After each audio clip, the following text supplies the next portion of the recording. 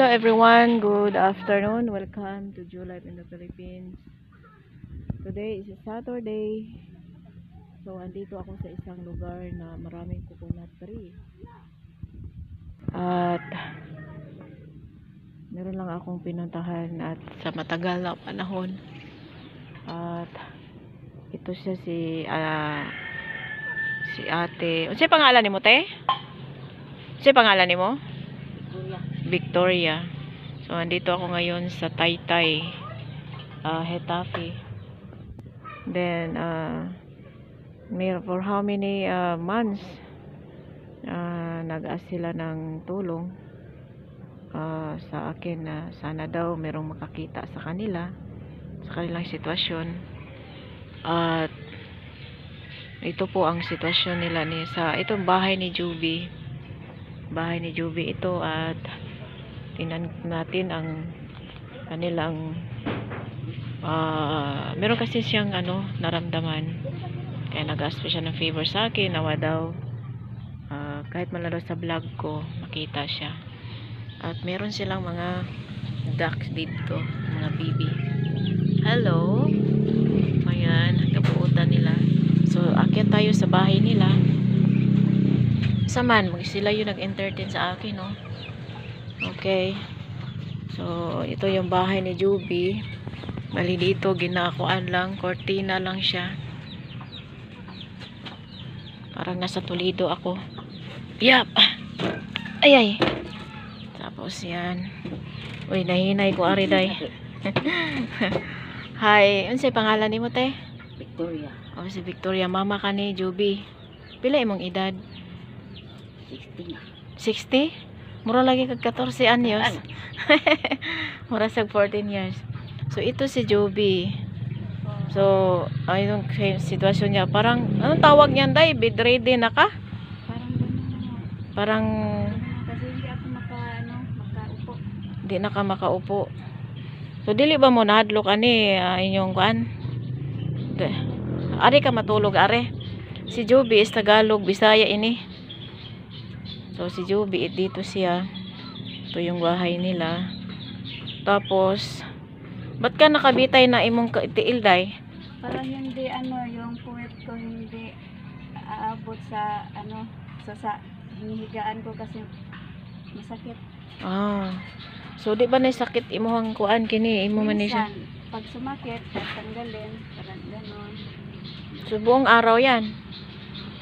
Oo. Opo. Minsan, pag gano'n po ako. Ilang taon ka na, Juby? 35 po. 35. Ilang anak mo? 4. 4. Ilang babae? 2 babae at 2 lalaki. Pare sila. So si Juby, meron siyang ano may sakit ni mo, day? Rectal adenocarcinoma. Ano man na siya? Cancer. Ha? Rectal cancer. Rectal cancer? Yung tumor na sa puwet. So yun nga ang ano pala niya, rectal cancer. How many years na yan na dinadala mo? 2 years nang yun.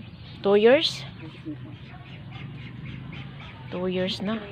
24, 25. Ngayon. 2 years. Nagpagamot ka? Opo. Noong May 2014, natapos ko yung chemo. 4 na session.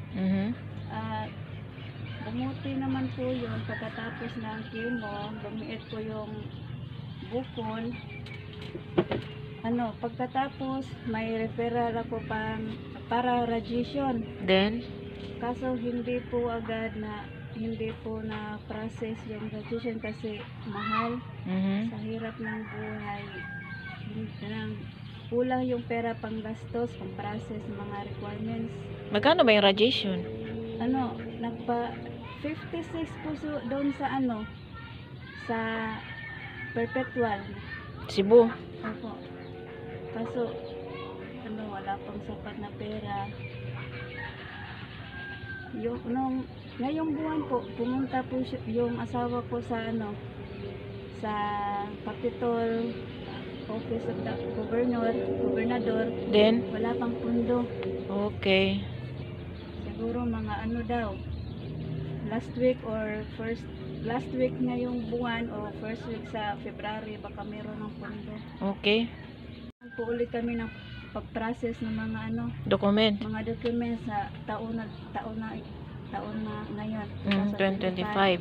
So, sa sitwasyon mo, makalakad ka or makatayo ka or ano? Makatayo pa naman, makakalakad, pero dahan-dahan kasi pag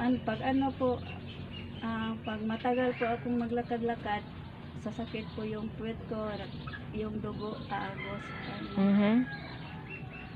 Nako. So, sino mag-asikaso sa mga anak mo? Yung mama ko po, Ah, ikaw di ay manang. puro pa maliliit. Kabuutan ni mo manang.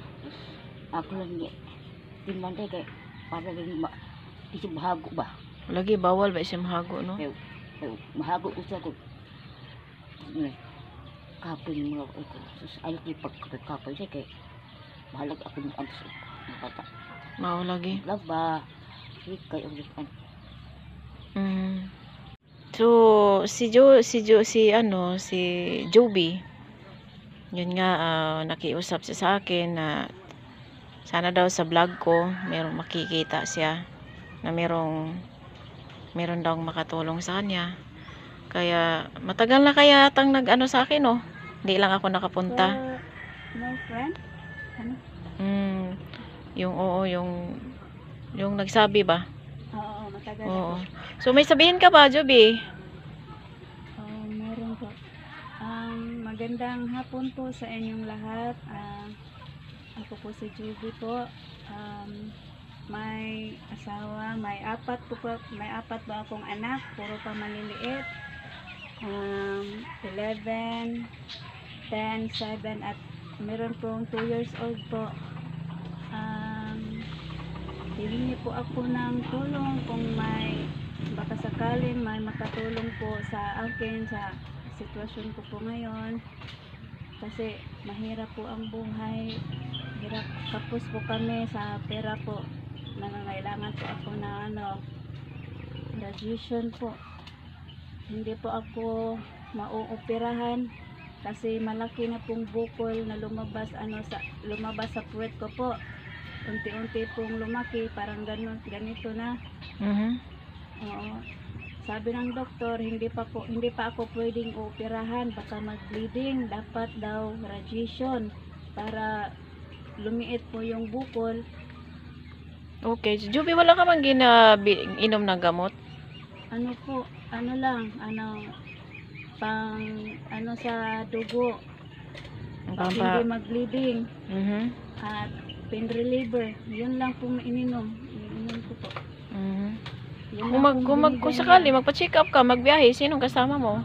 Yung asawa ko po, Tagbilaran. Tagbilaran, pero hirap po ako magbiyahe kasi hindi na po ako makaupo. Minsan magpatulong po ako, hinga po ako ng tulong dito sa tiyahin ko po na magpahatid ng ambulance papuntang Tagbilaran kasi hindi na ako makaupo. No. Hirap po sa biyahe. Okay, 3 hours or 4 hours ang biyahe sa series. 2 to 3 hours sa bihar. Imagine, porte layo kasi tong Tagbilaran pag mag-commute ka lang, kasi pag mag-commute maraming mga dadaanan ng pagkuan. Tinitingnan ko, anduyan ni Joby, dalawa. Yun So, yun, nakatali siya. Pero, naka-cover naman. Cover siya. Kaya dandahan din ako dito. Paan pala to? Tapitan ko si Joby. Kaya, sa umaga, anong gagawin mo dito? Ginagawa mo, higa ka lang. Ayusin po. Pag lakas ang ulan, Joby, di ka mababasa dito? Sa libo? Sa lisi. Sa libo. Mabasa tong kortina. Oo. Pero, tatagos na. Paano na? Tagos ra. Kita na kasi yung kapitbahay. Hello. Ayun. So, meron ka pa bang sasabihin? meron pa po. Ano sabihin mo? Sana po may makatulong po sa akin kahit konti lang or any amount po kahit malaking tulong na po yon sa akin sa aking pagpapagamot po. Sana po may makakita sa akin dito sa vlog ni Ate Jo po na may mga mabubuting puso. Lakasan ko po yung loob ko po para sa pamilya ko, para sa mga anak ko po, at para sana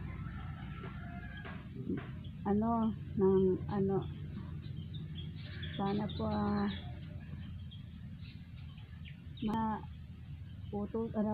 may mga tao po na ibigay sa akin ng Panginoon para makatulong sa akin po. Mabuhay po kasi maliit pa po yung mga anak ko po. May 2 years old pa po ako. So sabi ni Juvie, gusto pa daw niyang mabuhay. So yun nga po, nilakasan ko dalinding loob ko nga mag-vlog ako sa kanya ngayon dahil yun din doon ang request niya, sana daw po matulungan daw siya. At yan lang po ang aking ngayon update sa matagal nang hindi ko nag-upload sa aking vlog. Busy lang konti, tapos may mga kakulian lang kumbaga. Thank you po sa lahat ng viewers and subscribers sa aking mga panood nyo sa aming vlog. Hangyo ko nga naimagpabang sa kong anak para siya makapirahan. Salamat po Ginoo, naimagpabang kay parang maayos siya. Yan, palihok lang kayo naimagpabang mga ilog po. Daghang salamat po naimagpabang. Okay, so yun yan kung ano. Si nanay is nagtrabaho to siya. Magkanong adlaw nimo? Pila to imong adlaw? Kung ako sa baho. O bitaw ni Agi, kato ni Agi nagtrabaho ka. Oh, niya. Tibok usa ka semana to. Oh, so nagtrabaho pa ni sa 60 years old. Nagtrabaho pa ni siya dati. Mga pilan ni kabuan siyang niundang? September. Ilang buwan na sa ni undang tungod kay bantayan ka. Priority niya iyang anak tungod kay ang bana nimo nagtrabaho sa Tubigon. Sa Tubigon pero karon na siya sa Duol, gibalhin na siya. Loon. Sa Tulay. Tulay, may noon. Okay. So iyang bana is asawa is construction worker. Meron siyang ghost sa baba. Ato kanang kansa. So, yan lang po ang aking update today. Thank you sa mga mabuting puso po para kay Juvie din. Para po sa akin, try ko lang to mag-upload sa aking video. God bless po sa lahat. God bless po. Ganun mo, kapyut day ka day, Juvie. Yeah. Dili ka initan day. Pag magkuulog ka ng habol. Ano nga man mo andar ay matespan? Guba na. Ito na si Piri kaya nang ayuhon.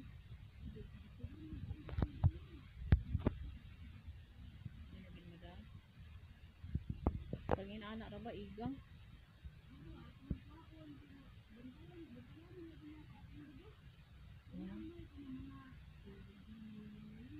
Oo, kailangan tabunan.